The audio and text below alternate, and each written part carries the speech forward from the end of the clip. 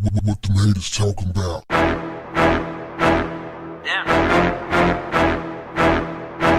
What's up, family? The boyfriend of 25-year-old CARLEE Russell, an Alabama woman who disappeared last week after reporting seeing a toddler walking along the interstate, suggested she had been kidnapped in a social media post Sunday announcing her safe return.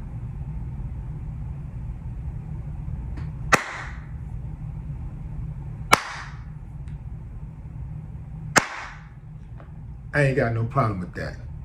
In an Instagram post, Tama Latrell Simmons said she was literally fighting for her life for 48 hours, so until she's physically and mentally stable again, she is not able to give any updates or whereabouts on her kidnapper at this very moment. He went on to say, all I ask from everyone right now is to be respectful of CARLEE's situation. There are a lot of unanswered questions, mainly because the police is being mum about this. The parents aren't talking. None of the other family members are saying anything. So far, the boyfriend is the only one who has spoken on the situation. There was a rumor out that perhaps there was something going on with her job and she had a nervous breakdown. And there's some stuff on Facebook where people are talking about she checked into a hotel and there's proof, surveillance proof.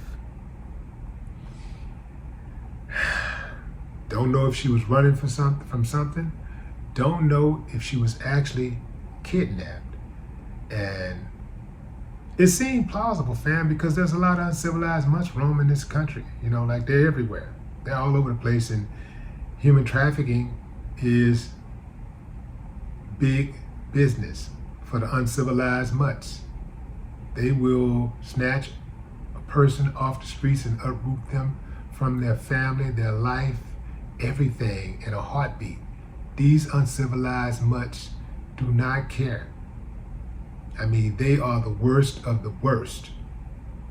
And they don't care nothing about nobody's life. All these dirty, low-down bastards care about is money. So it's quite plausible that somebody would snatch her and use a kid as a bait. They say that CARLEE reported seeing a small boy with a diaper on walking on the side of the freeway. If she really was having a nervous breakdown and she checked herself into a hotel, it seems like she would probably have some type of assistance because she left her purse behind and her phone was also left behind and her Apple Watch was left behind. Who does that? And how do they get into a hotel if they leave all of their stuff behind? You know, how does that happen? And they also said she left her ID behind. I think they said ID also. So how do you get a hotel room if that's the case? So I surmise that perhaps she was kidnapped and the people who took her realized how big the case was. It was so much publicity on it that they was like, you know what? She's a liability. Let me get out of this, count my losses right now while I can. Or perhaps